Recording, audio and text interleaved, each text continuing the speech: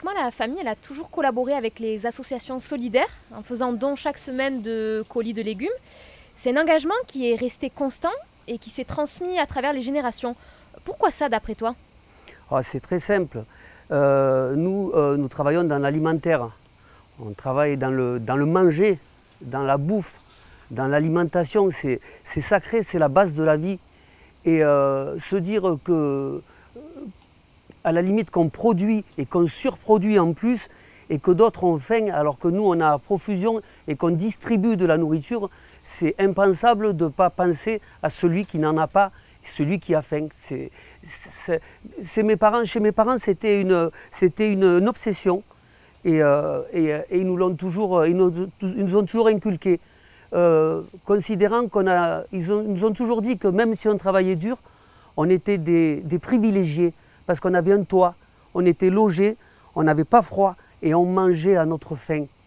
Et même du temps de mon père, mon oncle et mon autre oncle, quand ils étaient jeunes, où vraiment la guerre, la fin de la guerre, où c'était vraiment terrible, ils avaient le poulailler avec les coqs, avec les poules, et tout cela leur permettait de vivre en dehors de ces craintes-là, les besoins vraiment, les besoins de base à satisfaire.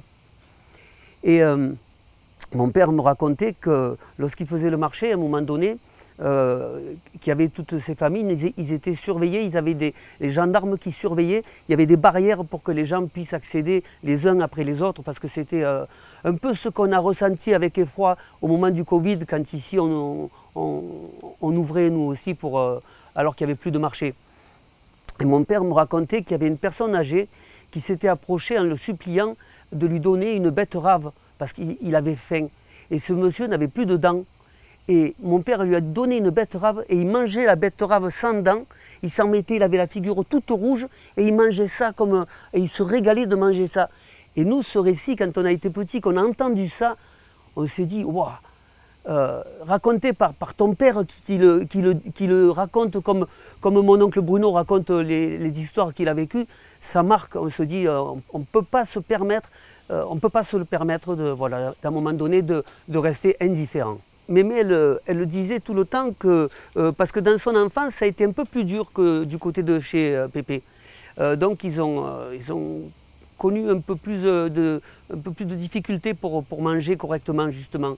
Et c'est d'ailleurs pour ça qu'elle faisait, Mémé était surtout sur les marchés de Port-de-Bouc, et elle était très proche des familles maghrébines, des familles gitanes qui étaient un peu isolées, un peu en difficulté. Et chaque fois, elle s'arrangeait, elle leur faisait faire des affaires. Elle les appelait, elle lui disait « Viens voir, là, je peux te faire une affaire avec ça », quand elle en avait un petit peu en plus et tout. Et puis, elle nous disait toujours, surtout, elle nous disait « Faites attention parce que vous avez tout, mais la roue peut tourner. Un jour, vous risquez vous aussi un jour d'avoir faim, d'avoir besoin. » Et essayez toute votre vie d'avoir un petit peu donné discrètement, surtout. C'est pour ça que ne me demande pas les associations ou ce qu'on fait dans le détail. Je ne le ferai pas parce que ça ne me plairait pas du tout. Mais surtout, veillez à donner un petit peu de ce que vous avez, de ce que vous faites. Sachant que c'est rien par rapport à tous ces gens qui donnent de leur temps. Vous donnez de la marchandise. Les gens, ceux qui vont distribuer, eux par contre donnent de leur temps, de leur personne, et donc vous à côté vous donnez rien. Donc restez humble et faites comme ça. Est-ce que tu peux nous parler un peu de ta relation avec tes clients sur le marché? Je sais que certains sont devenus de bons collègues, voire même des amis avec le temps. Quand on y pense, c'est quelque chose d'assez peu commun. Moi, ça ne me surprend pas du tout parce que les clients, on sert souvent des générations de clients. On a connu les parents, les grands-parents. Et d'ailleurs, je me rends compte, moi, pour ma part, que c'est ce qui nous fait un peu vieillir parce qu'on se rend compte que vraiment, quand je vois passer une dame et que j'ai connu sa maman alors que la dame est déjà bien âgée, je me dis, ouf, c'est pas bon ça.